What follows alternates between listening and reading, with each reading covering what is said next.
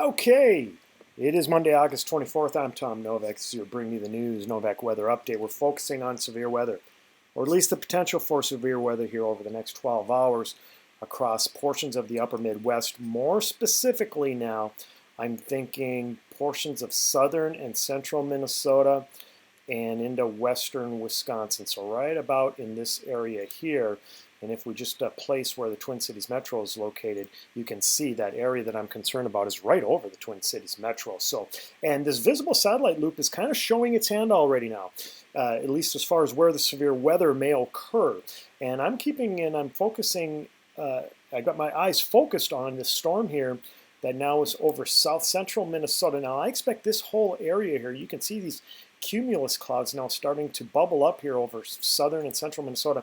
I'm expecting that area to be the focal point for severe thunderstorms as we go through this evening, as a subtle boundary is located right in this area near and just south of the Twin Cities Metro. So that's where I would expect about a 50 to 100 mile wide band of thunderstorms to develop as we go through this evening. And I think these storms, again, are going to be, some of them are going to be severe. One of the reasons why is because look at the energy in our atmosphere. Yes, we have plenty of energy here over southern Minnesota from near and just south of the Twin Cities Metro, really from about the I-94 corridor on south. It is soupy with dew points now in the upper 60s and low 70s and temperatures in the 80s and low 90s. So that's providing an environment that is certainly ripe for severe weather development and thunderstorm development. And again, thunderstorms like to develop on the northern edge of high Cape values, and that's exactly what I'm expecting to have happen between now and about 9 p.m. this evening. It will literally be an explosion of thunderstorms. And again, it's going to develop along this boundary that we had talked about. It's very subtle, but you can see a wind shift boundary now near and just south of the Twin Cities Metro, and extends east to west across southern Minnesota and western Wisconsin, where winds are coming from the south at the surface up into southern Minnesota, and then they are coming from the north and northeast out of northern Minnesota. And that clash of air masses right here over central Minnesota is what's going to cause the potential for thunderstorms. And some of these storms, again, have the potential to be severe, and I'm actually worried about some training thunderstorms too as we go through time. Now, another recipe that we need, or at least another ingredient that we need for a severe weather recipe is winds turning in our atmosphere. And we have that as we go up in the atmosphere. At the lowest levels of our atmosphere, at about 5,000 feet, winds are coming from the south and southwest. And then as we go up to about 10 to 15,000 feet, our winds turn to the west. And then as we go up to about 20,000 feet in our atmosphere, our winds are coming from the northwest. So you get the picture, you get the idea.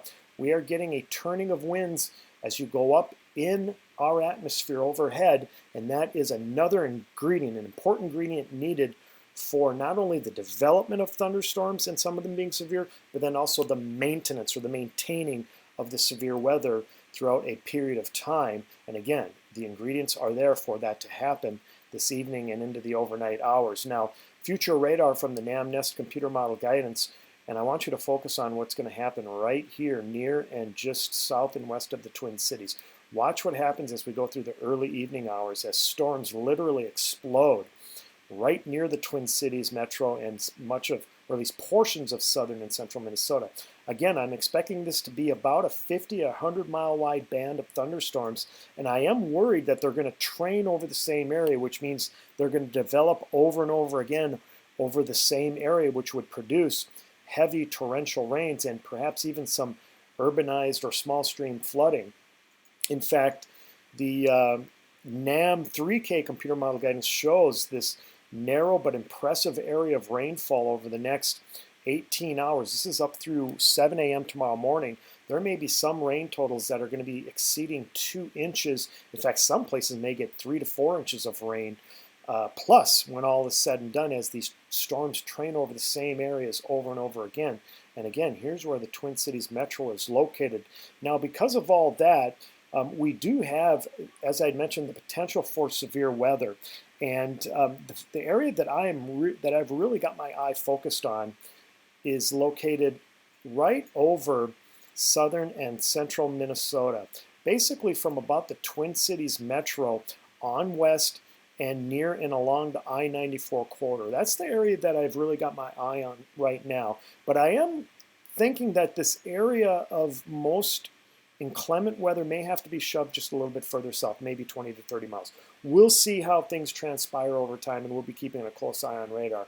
But again, we need to pay special attention to the skies this evening and overnight, as the ingredients are there for severe weather, and it has been active here over the last month to 2 months.